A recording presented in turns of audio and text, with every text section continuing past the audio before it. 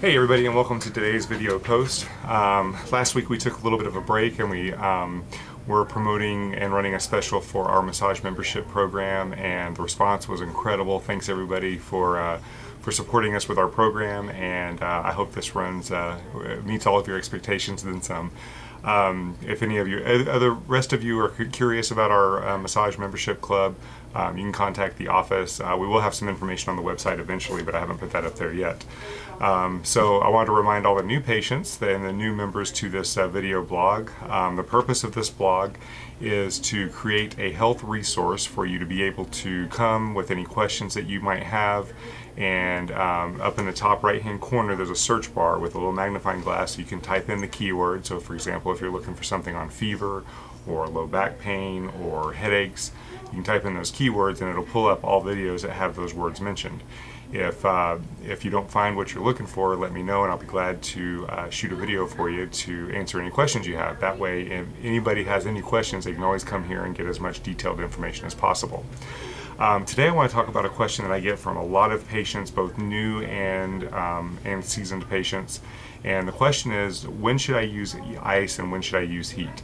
And first of all, I want to start off by saying one of the most misused home therapies by patients and by people who in general just have pain is heat. Most of the time when we have an injury or we injure a muscle and we start aching and everything, we tend to think that heat is going to be the solution for it.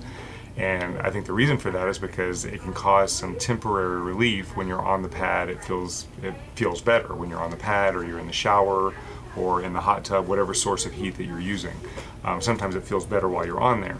But what happens is you have to look at the biomechanical and the physiological response to heat versus ice. What happens when you use heat is it increases blood flow to an area. So when do you use heat? Well, heat is ideal if you have an injury that has been existent for over 72 hours. 72 hours is what we call the acute phase. Above 72 hours is when it becomes chronic. So a situation where if you have chronic low back pain where you have it all the time, it might be a good idea to use heat if it gives you benefit.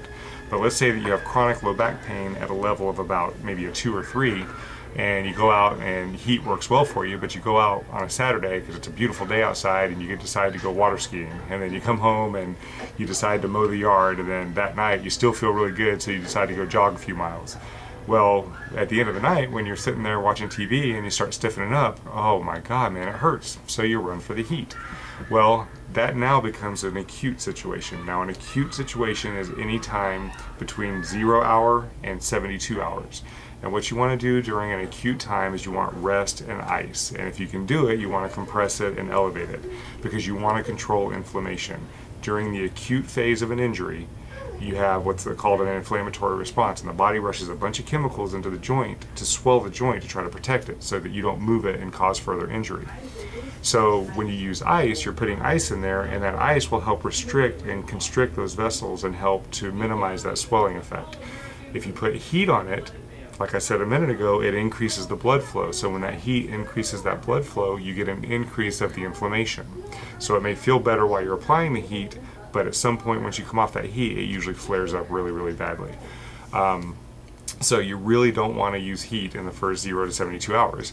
Sometimes even after that 72-hour window, there's a time frame. What I recommend for people when they start hitting that 72-hour questionable phase is what we call contrast therapy. And contrast therapy is where you do ice and then immediately follow it with heat, and then ice and immediately follow it with heat. Okay, so what kind of time frame do we use? Now this is just a general rule. If you have questions about this, and every condition can be different. For example, my decompression patients have completely different rules, okay? So if you're a decompression patient, don't listen to this video. But as a general rule, the first 72 hours, you're gonna use ice. You're gonna take that ice and you're going to put it on for 15 minutes. After you take the ice pack, you wrap it in a light wet towel, and you're going to put it on the affected area for 15 minutes. Don't lay on the ice pack. Don't put any body weight on the ice pack, because you can actually burn your skin. And don't go over 15 minutes because you get an adverse effect. You actually get the reverse effect of what we're looking for.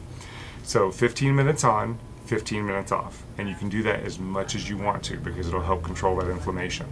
And that's during the first 72 hours. Now, after that first 72 hours, then you would do 15 minutes of ice, followed immediately by 15 minutes of heat.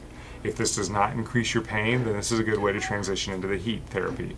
And you can do that every, 30 minutes to an hour. And then once you get to where you know that that's a good protocol and the heat isn't bothering you, then you can add the heat for 15 minutes off, 15 minutes on. And again, you don't want to heat up the tissue too much. Some cases it's okay for you to sleep on a heating pad, but I don't recommend it for most people. Number one, it could be a fire hazard, but number two, you can tend to cause an effect that you don't want with the excess heat. So again, just to review, in general, you want first 72 hours, you want 15 minutes on, 15 minutes off of ice. After that 72-hour period, you want to ease yourself into the heat, so you're going to do 15 minutes of ice, followed by 15 minutes of heat, and then take a break every 30 minutes to an hour. You can do that again. And then once you've gotten to where that's a comfortable transition, then you can go into the heat. Now, these are general recommendations. If you are doing this and you start applying heat and it's 2 weeks after an acute injury, but when you apply that heat, it makes it hurt worse, don't use the heat, do the ice. Sometimes in that acute situations, there are some patients that respond better to heat. It's just not real common. So if you have any questions about this, if you have any suggestions, recommendations, experiences, please let us know. But again, please remember, don't apply body weight to the ice or the heat. And I'll give you a personal example real quick. I had injured my ankle a few years ago, and it was back when I had an associate working in the office. So I went back to the back, took an ice pack, wrapped it in a small towel, wet it, put it on the couch, the arm of the couch, and put my ankle up and rested my ankle on the arm of the couch. Stayed there for 20 minutes. Got up, and I was like, wow, man, my skin feels like leather. It had a leathery patch on it. And it's kind of cool. Well, it didn't turn out to be cool. It turned into be a second-degree burn. It blistered up, the blister popped, tore off. I've got a scar on my ankle.